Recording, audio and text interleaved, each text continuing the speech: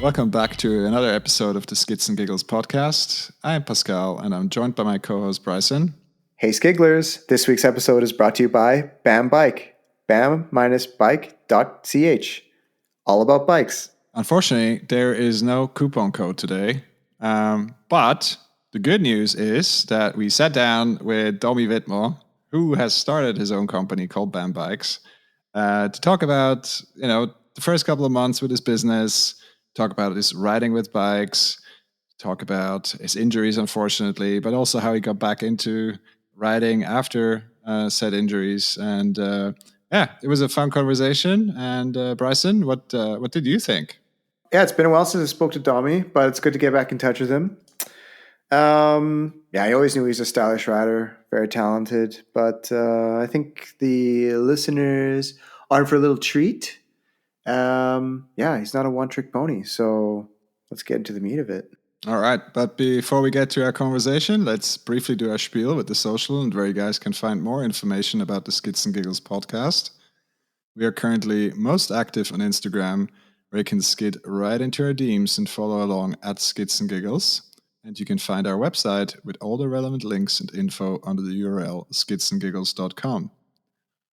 Also, if you guys like what we're doing and want to know what's up, just give us a follow on Spotify. Hit subscribe on Apple Podcasts or wherever else you listen to great podcasts.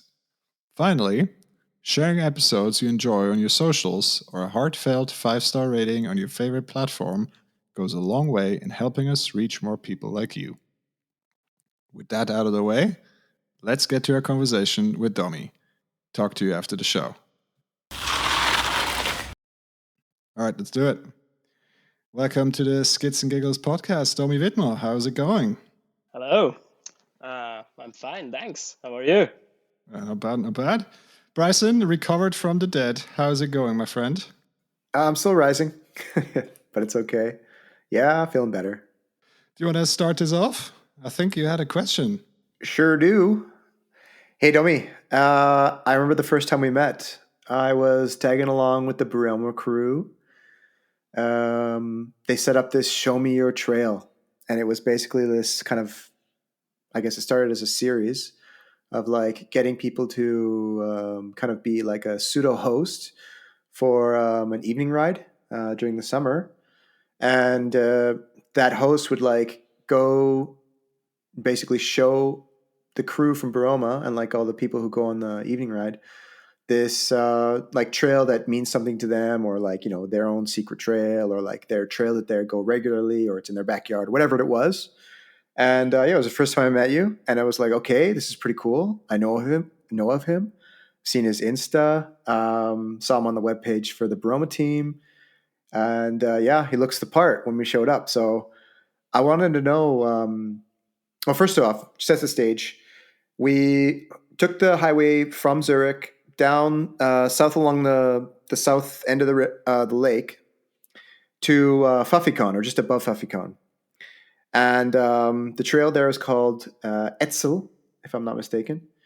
And I remember asking you, you know, why is this your home trail, or, you know, kind of this and that. You're like, or actually, I think it was if you lived around here, because it was kind of like show me your trail, and I just figured, okay, you must be like living on top of the hill or something. I don't know, but actually, you explained to me that you live on the other side of the lake, and being new to Switzerland, I didn't really have a clue. But maybe you can, now that I'm a little more familiar, maybe you can enlighten me as well as our listeners. Why did you choose the Etzel Trail? And like what was that all about? And how was your experience for hosting the Show Me Your Trail from Baroma Ride? I don't remember why I choose that trail. I think I discussed it with Beat from Viroma to not go to Bachtel, because Bachtel usually is my home trail, or the closest trail I ride a lot. But somehow we didn't go there. And because maybe a lot of the riders already know Bachtel, that's probably why I choose the Etzel trail. And yeah, Etzel is just a very cool trail. It has a good length. It's has a bit of everything in it. So I really like to ride there, and yeah, there are some like secret hidden ports as well there, and that are self-made, and I really like that. So it's not just a hiking path that you ride down, and yeah, that's why I choose that trail, I guess. I'd say it was a pretty good choice. It was pretty hot. It was a steep one, fast one. I had trouble keeping up for sure, but the climb was really tough. It's a steep road. It's a really steep road. It's like it doesn't it's unrelentless. Let's say, yeah, yeah. So previously stated, you were with the Baroma team. Can you tell us a little bit about how you started off with that? First, I was looking for a shop that I could write for, that I get support, and I introduced myself to Biroma first, and very short after that, Dominic Bossard, you know him. Former guest. He wanted to, yes, he wanted to build like a team, like a dirt jump team for young talents, and yeah, then we started that, or yeah, he started that, and with me together with Biroma, and that's how I got into this team, just from the beginning with Dominic, and yeah. Yeah, like when you decided to start it, did you have this idea that there would be a collection of guys who to join it, and it kind of created, maybe not going to say legacy, but this sort of trickle effect where the people who joined this team kind of went on to like do a little bit more and not just like got together and did some dirt jumps? Was it like this original idea? Did you have any idea that all of these people would, some of them become in the industry, or even just, it would grow to more than it was? As a single rider, it's very hard to get support from sponsors, and the idea was that when we build a team, that you get easier support from companies and sponsors, and yeah, when you show up as a team, this is at an event or wherever, when you go there as a team, you have way more attention, and it's a big thing in cross country or downhill.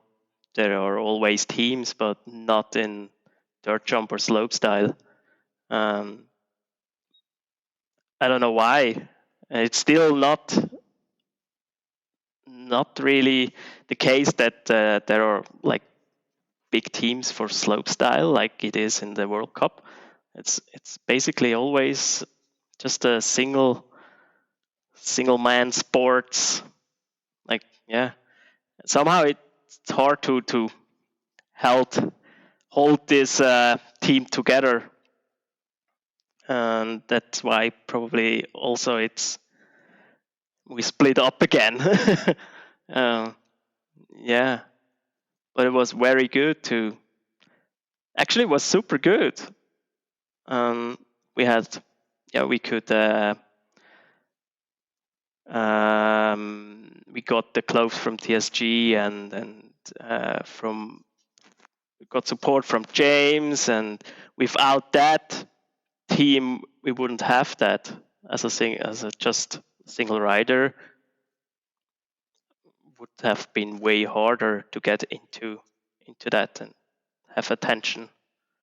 And yeah, also goes without saying that the amount of riders that have come through that team and have then progressed on to different careers and different avenues. I mean, of course, I guess the biggest one would be Lucas Huppert, but there's plenty of other riders such as yourself and Chris Fischer and Domi Bossard as well, of course, and there's just a number of riders that have come through it and are still coming through it to some extent, or through that same group of people.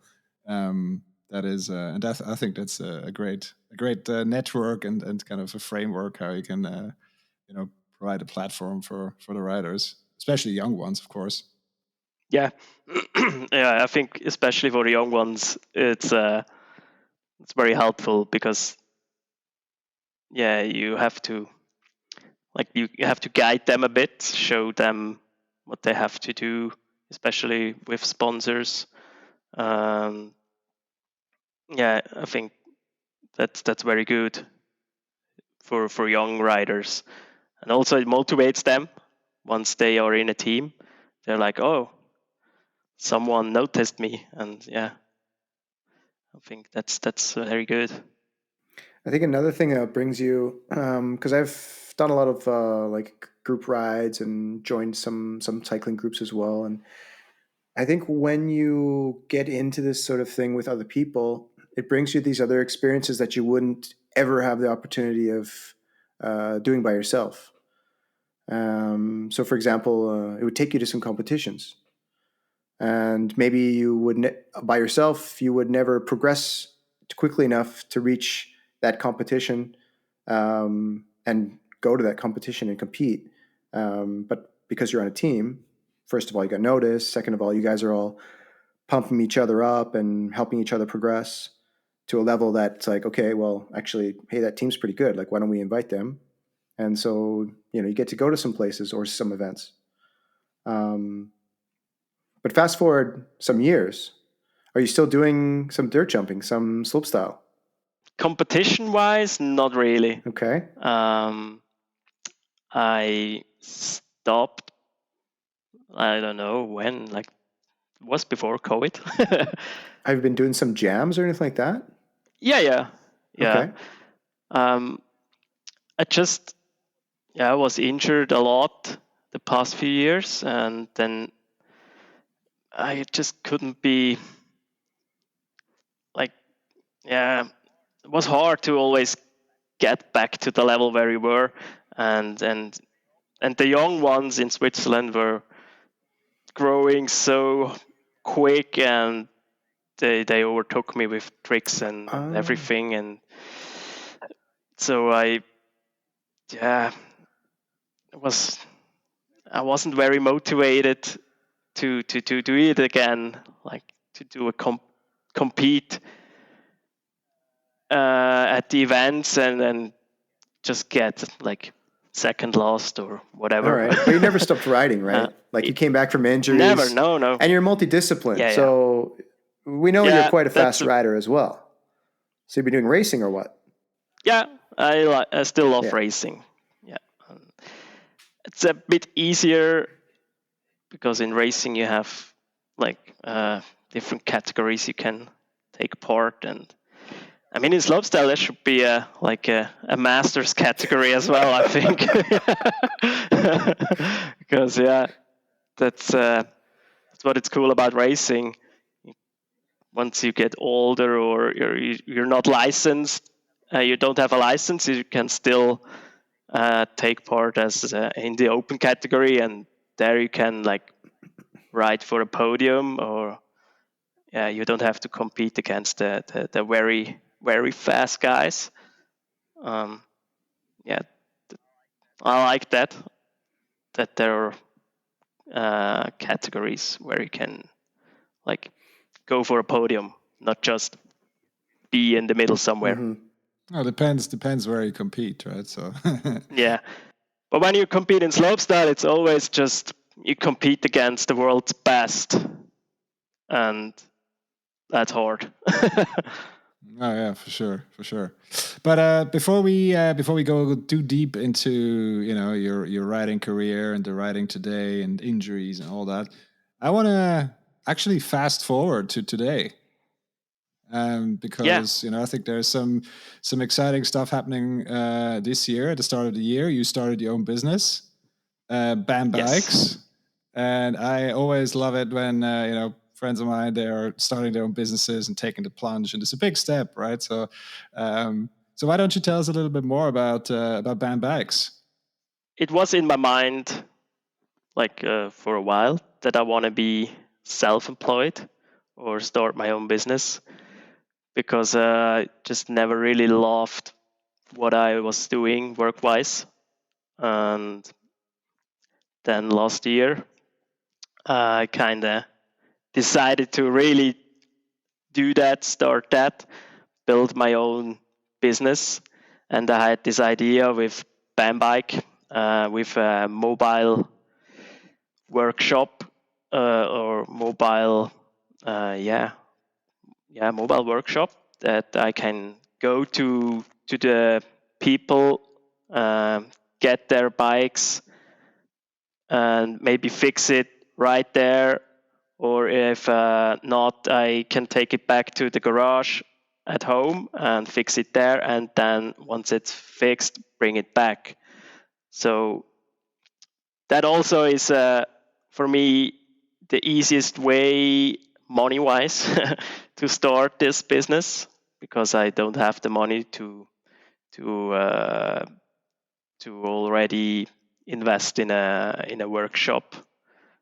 And yeah, that idea with the bus, with the mobile workshop, was I think possible, and so far it is possible, and it works pretty good. So far, who are your main clients? Is it just like private clients that have want their flats fixed, or is it also other bike shops that hire you in when they need more people, or what? How does it work right now? So far, it's just private clients, like very random. There are a lot of e-bikers actually, because where I live, there are a lot of e-bikers. And I don't mind to fix e-bikes. It's still a bike. It's cool. And there are people who have like a really fucked up city bike or something, and I have to fix that then. Or also like a very expensive cross country bike. So I had it all so far already. Yeah, it's mixed, which is cool. Okay. But I don't work together with a bike shop or something. Oh, okay. And what kind of services do you offer? Is it like a fully fledged bike shop? You do from new bike builds to service to suspension to whatever else there is, software engineering for e-bikes, of course. What what are the services that you can offer out of the bus? Well, I started just with the standard stuff, like full bike service. Like, yeah, you just service the whole bike. No suspension service, that I don't do already. I want to do, or I have to practice first on my own stuff and go to courses. Otherwise, you're not even allowed to for example, open a Fox fork. Um, um, but I went already to this Bosch e-bike course, because I thought that's very important when I have so much e-bike clients around here, that I can fix this Bosch problems they maybe have, and do updates on the motors, or just send them into a warranty service or whatever. Yeah, that's what I did so far. But I want to do more, especially suspension wise. But yeah, I have to work on that first. But I mean, that is, I think that's an interesting niche, right? Because then you can, especially with the bus, then if you have the flexibility to drive to, let's say Bryson and I do a test weekend or whatever, and we could invite you along and hire you to do whatever quick fork service, or of course Bryson can do it himself. Of course I know that, but I'm just hypothetically. But yeah, so I mean, something like that would be cool, or just let's say a racer in the neighborhood, or or something like that. So I mean the full service spectrum. But the where did you get the idea for the mobile bus? Because I've only I've as you may know or may not know, I've lived abroad and I've been abroad quite a bit. And I know in the US there's the VeloFix buses. I know in London where I live there's a mobile bike shop service. But where did you get the idea? Because in Europe on the mainland I haven't really seen mobile workshops. Yeah, that's true. I think it just somehow popped up my mind that I could do that instead of just rent a workshop, because I was looking for like some a solution to get into this without investing a lot of money. So that popped up my mind somehow. Think I wasn't influenced by other mobile workshops. Actually, Okay. I also don't know that there are a lot in the US or Canada. Since it seems like you might be the only mobile workshop, it kind of opens the door to like all of these things that, I mean, we don't really know at this moment because it's like, where could a mobile workshop go? I mean, anywhere, kind of. But also, yeah, it's like there isn't already this set schedule of mobile workshops that are like going to races or showing up at test events or, you know, doing specific things. Like there isn't already a recipe. So it's kind of like now you have to clean slate, like a blank page of like what you could do with it. Have you had some crazy ideas like calling up team project and being like, yo, I'll just follow you to every European Cup and be your guy, or like I'm just gonna roll up to some random enduro event and just like open my door and see who just wants to have their bike fixed immediately.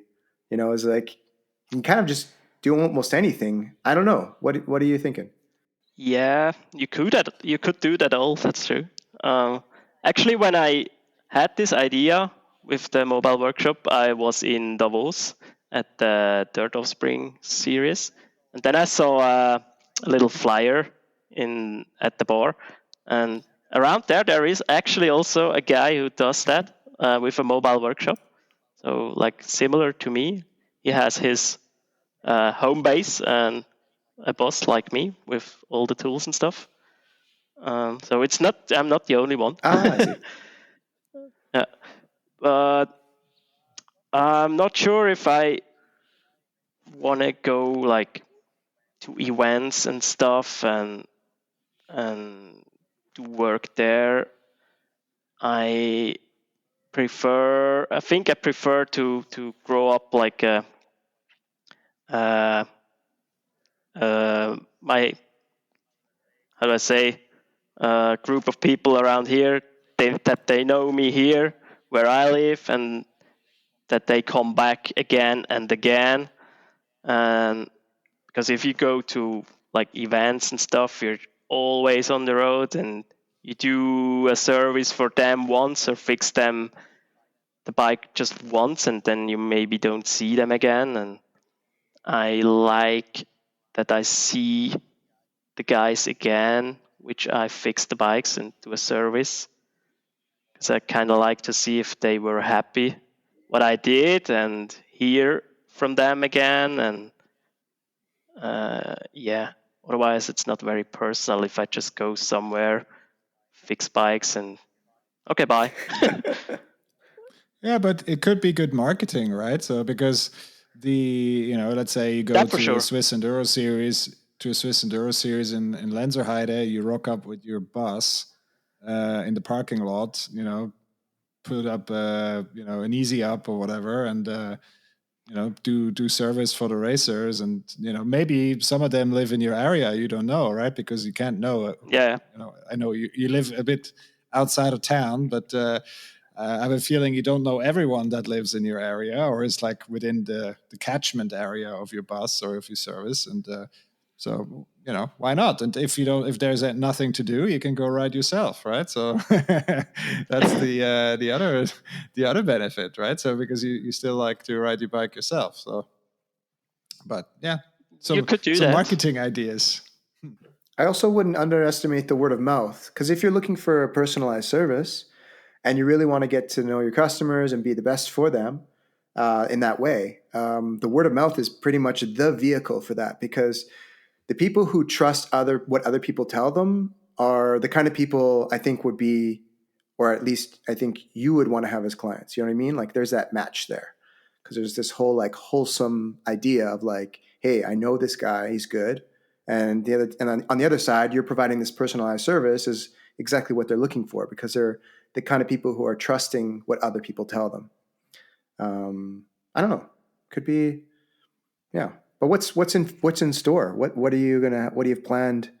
Like something coming up for doing something with BAM? I think I would like to have my own workshop, not a mobile one, like a real one, in the future. Yeah. So that's definitely my goal, to have like a very cool small workshop. So you're using BAM mobile solution as like a stepping stone to something more. Yes. Okay. Yes. Yeah. Because like when I have my mobile thing, right? Like what I have now, I can't really sell bikes, for example, because you don't have a shop to promote them and whatever, and you don't have the space to store it, and it's very limited. So with a shop, I think I would have more options. So I like to go into this direction. Well, it's not to say that you can keep the mobile solution and have a home base, and maybe if you had a mechanic working for you as well, they could do, or you guys could split the duty. That would be cool. But like on some occasions, you can take the van out, or he could, or she could, or yeah. I mean, that'd be fun as well. Actually, it's a really cool idea. This BAM bike. Where did you get the name? The idea? I was thinking a long time for a name, for like a cool name, not just a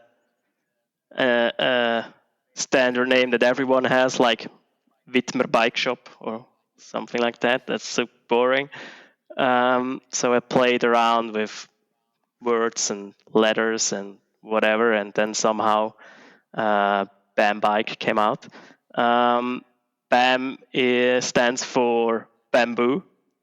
And because I like pandas, they eat bamboo, and that's why BAM. So, comes all from the pandas. Panda. Yeah. I recognize this theme. Is there something else with panda going on? Yeah, is there? I don't know. Is there maybe is it a bike park with a panda? Yeah, there's a bike park. Is there a bike park? That could be. What's the story with the? Is it a mobile bike park with the panda and the bike park? Is it mobile too? No, the bike park is mobile. That would be cool. There we go. Get a trailer. Yeah.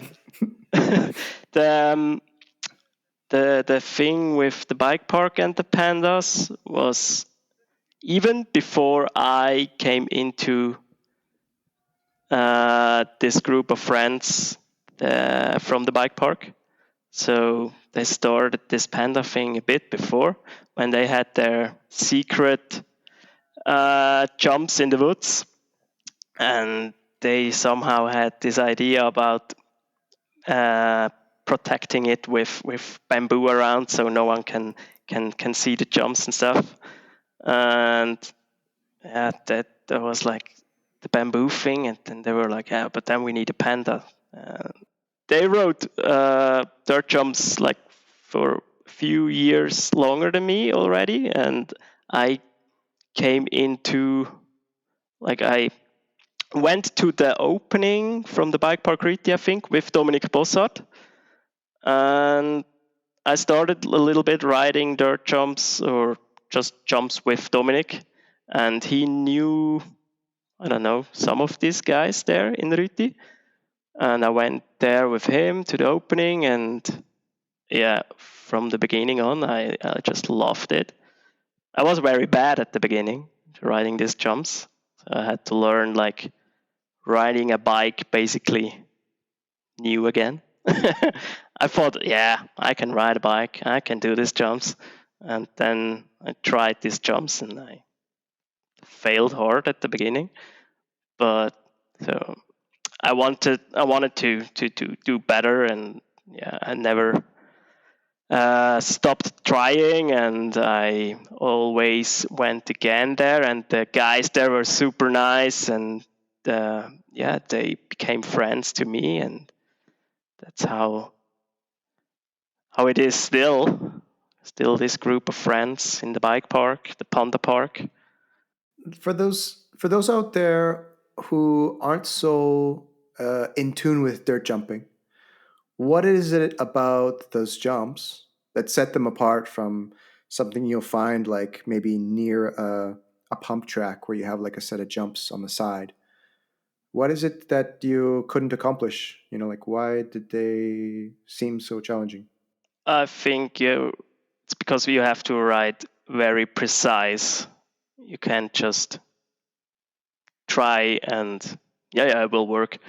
It's also because the takeoffs are very steep, the landings are steep, and just the whole technique has to be on point. Otherwise, you don't make it. You got a hang up, or you land in flat. You got nose heavy, whatever. I think that's what everyone struggles at the beginning trying to ride dirt jumps, because a lot of people can do all the jumps in a bike park like Lenzerheide, wherever. But then when they try dirt jumps, especially with a hardtail, yeah, it's something different. And so what's the park like? We have now one main big line, two big jumps for Switzerland. And the step up, and then a little step down, and the line back to the starting tower. So that's the main line. Then we also have a dirt-to-dirt medium trail line that also goes forward and back again to the starting tower. And then we have a little table line for the kids that we are still trying to make better. I don't know. Is it now open to the public? Is it like you own the land, you're allowed to have it, or is it still kind of with bamboo around? Just with bamboo around, hidden in the forest. No, it's basically it's public, but it's only open when someone of the shape crew is there. So we open and close the park. It's like as in Zurich Jump Park. So yeah, it's better when always someone of the shape crew is there, because then you can show the not that experienced rider what they have to do to maintain the jumps, and or show them how to ride and give them tips. And yeah, otherwise they would maybe just try and crash and or destroy the jumps. That happened all before when we didn't close it. So that's why it's basically open, but only when someone of the shape crew is there. Let's talk a little bit more about your own riding, right? So I've run into you at dirt jump contests where I was watching, obviously not riding myself. I ran into you at the infamous King of Uetliberg downhill enduro, whatever race it was, and you stole third place from me. And I saw clips of you riding DH races. I heard earlier that you've started with cross country, so you're clearly a multidiscipline rider. So what's your favorite today? How does it look like today? I can't pick one, so still the overall, I would miss the variety if I just would do like downhill or just do dirt jump. So I really need like a bit of all of them, like enduro, dirt jump, downhill. So it's the mixture. You've mentioned you started with cross country. How did you get into riding cross country? I mean, I guess in the '90s that was the thing to do. I mean, that was when the Olympics started. Thomas Frischknecht was like this superstar, and then Nino came along, and all these guys. Was that how that brought you to the bikes, or what got you into bikes in the first place? In the first place, I think it was my way to go to school. I always went to school with the bike because I still live on top of the mountain, so I had to go to school with the bike.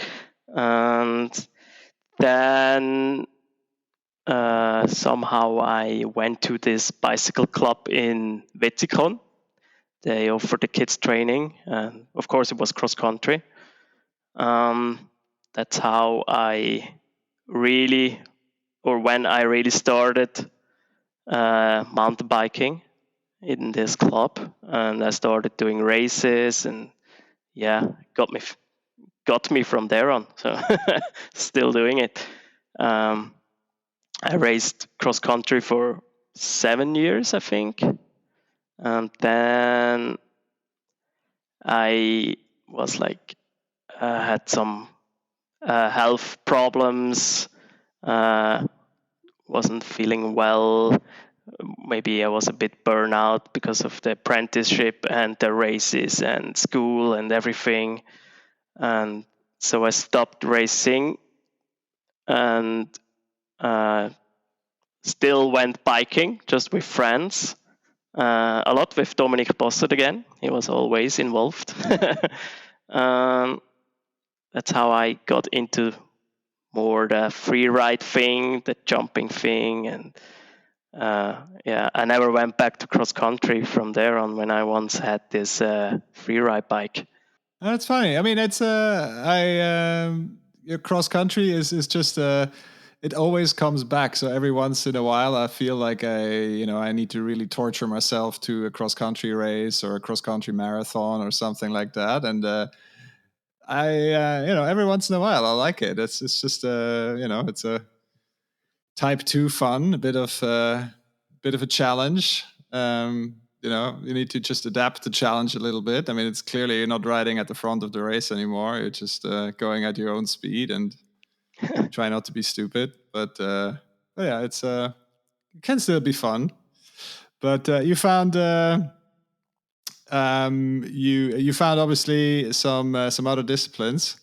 But I think you've already mentioned you've had some health problems, so injuries that you mentioned earlier already, and that's something I want to talk about a little bit. Is your challenges with injuries and actually coming back from injuries, and how you've gone about that.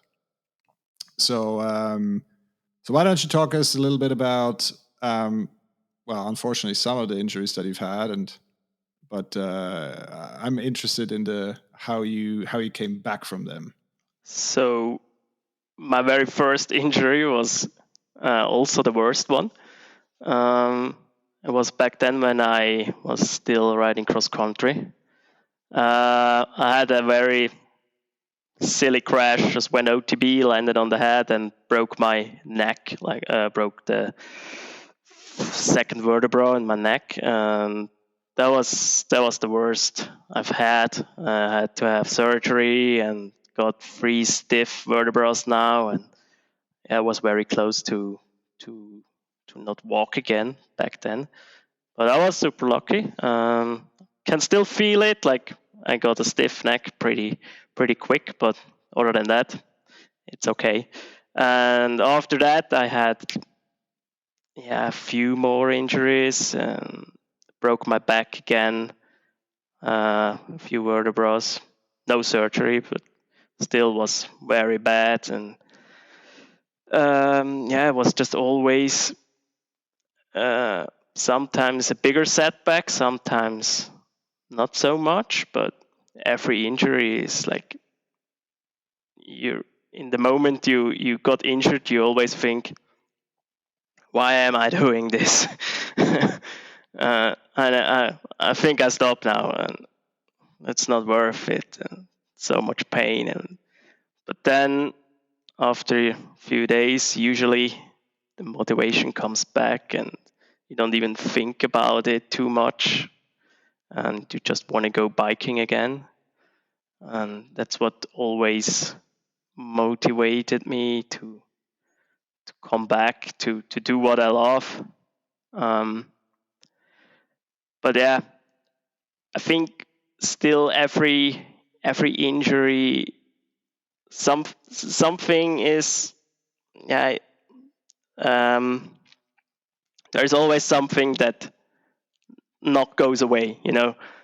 I mean, a lot of people say, yeah, I come back stronger and blah blah blah, but I'm not sure if that's true, because at some point you're like, oh fuck, not again. And yeah, then you just don't do some stuff anymore, and or don't take that much of a risk again. That's also why I stopped competing in slopestyle events, I think. But yeah, unfortunately, it's part of the game, and I had a lot of injuries. Some people don't have much injuries, but yeah, that's, you can't choose. But apart from not taking the risk, are you also doing other things to deal with the injury or prevent injury? So we've talked with Chris Fisher about this quite a bit, because he spends a lot of time in the gym, for example, and with stretching and stuff like that. I know other riders do quite a bit of yoga and mobility exercises that help them either with injuries or preventing injuries. So is there anything you do in that regard to help you? Yeah, definitely. I also spend a lot of time in the gym. I got a gym at home, so I can go there whenever I want. And yeah, I think without that, wouldn't be possible to ride like I ride, like I still ride. So that is very important. And especially when you are injured, you have to kick your ass, go to the gym twice as much, go on the road bike, and just stay active and do your stretching and never stop. That's what I learned. Usually after an injury, I somewhen stopped with the gym stuff again, and but now I actually do it all the year long, so I never take a break from it. I think that helps to maybe prevent injuries a bit, at least. Yeah, and it's not that hard to go into the gym and recovery mode again when you never stop. Oh yeah, no, absolutely. And I think that's something I noted for myself is the difference between, so let's say 10, 15, 20 years ago, I was riding a lot more on the road. So when I was living in London, for example, I was exclusively riding on the road and did no weight training whatsoever. And then I came back here to Switzerland and started riding mountain bike much more again, or exclusively basically, much more gravity oriented, so more enduro and or uplift days and stuff like that. And there you can really tell the difference if you've been to the gym or not. And just with it's crashing, but also form on the bike and holding onto your handlebars and all that sort of stuff. So you don't need to do a lot. You don't need to lift heavy or crazy exercises and mobility stuff, but just like the basic things like a push and a pull and the whatever kind of exercise, and then that's it. So, but just the consistency is, I guess, what wins the race here. Yeah, I totally agree with that. Yeah. to bring it back on a more positive note. So today, what gets you really excited about riding? What gets you going? I think it's just so fun. It's just the best feeling ever when you can ride a trail, when you can do jumps, and you're out in the nature, and you don't think of everything else than just what you do now. That keeps me going, and I want to do it all the time as much as possible. And it's just gives me so much back, like nothing else. That's why I do it.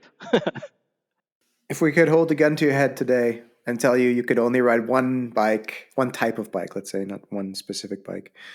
So, trail, enduro, DH, BMX, dirt jump, whatever you want to call it, which one would you pick? I would definitely pick the enduro bike because it's definitely the most versatile bike you can get. You can do everything with it. So yeah, enduro. Okay. And where that enduro bike that you just picked, where are you going to bring it this summer? I mean, we're as we record this, that's the beginning of April. We just had the last bit of snow, hopefully, fingers crossed, last weekend. So it's starting to dry out. It's starting to become green outside. Things are looking good. Lifts are open soon. What are you looking forward to? So if it goes to plan and everything went well, I plan a trip to the UK, ride bikes there. So that's something I'm looking forward to.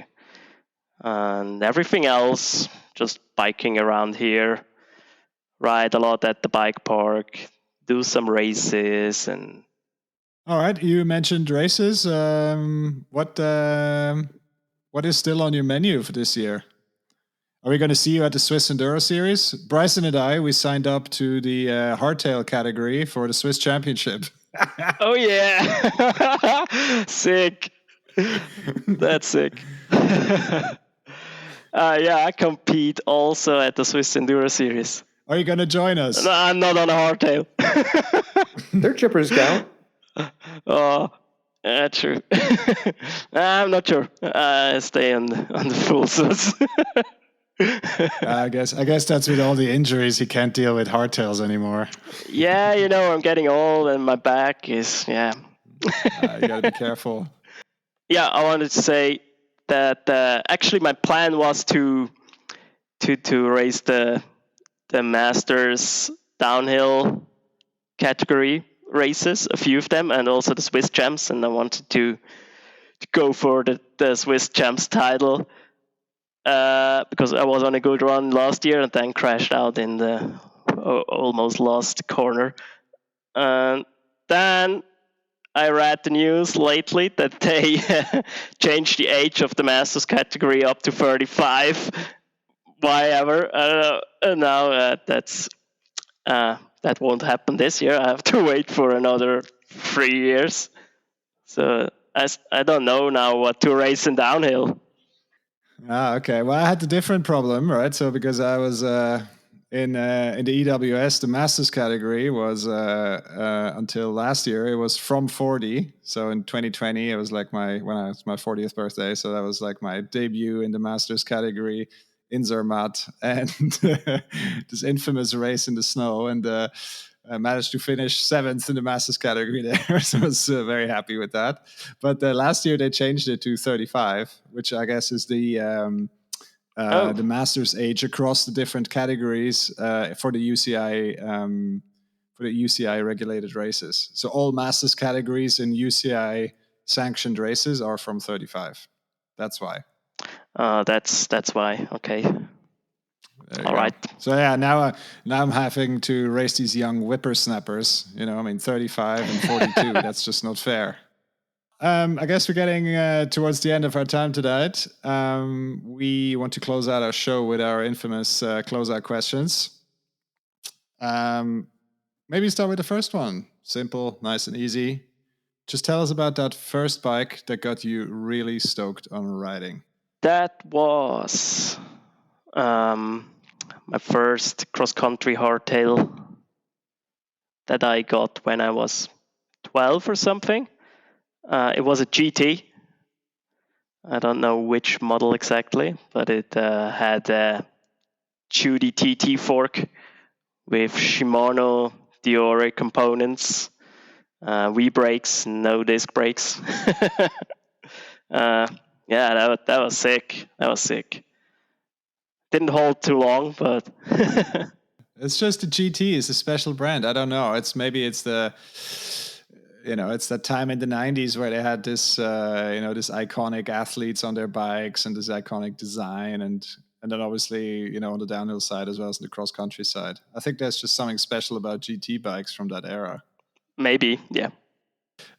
Second one, imagine yourself as Harry Schedini and you are a bike magician extraordinaire.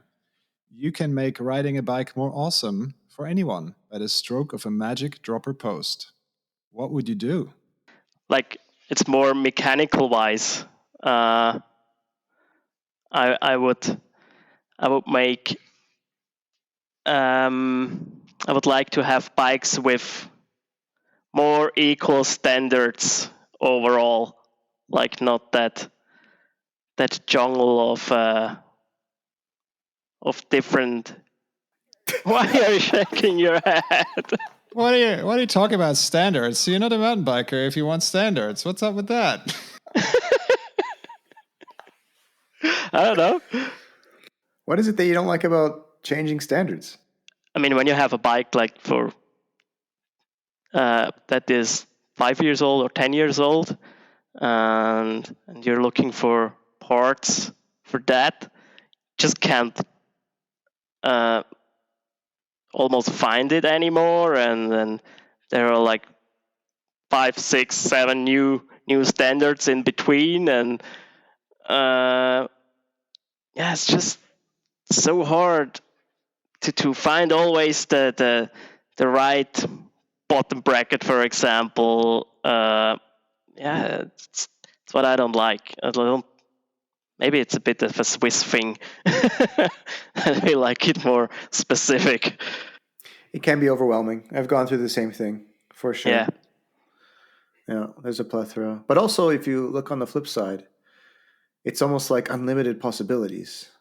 I mean, if you can find the parts, if you can find the matching, it's kind of like, wow, there's just so many different varieties of things. I'm not trying to say it's good or bad, but there's a silver lining, and you can find it. But if the silver lining was actually a super mega awesome epic skid, because we are the Skigglers here, maybe you could tell us what your most awesome epic skid would look like. I think it has to be like a pile, like a wobble. You come over that, you scrub your bike over that mogul, and your front and rear wheel starts to skid, and you have to slow down because further there is a corner, and you're still sideways. You brake front and rear, you skid, and then you roost into the berm, dust explosion, and you ride on. And take.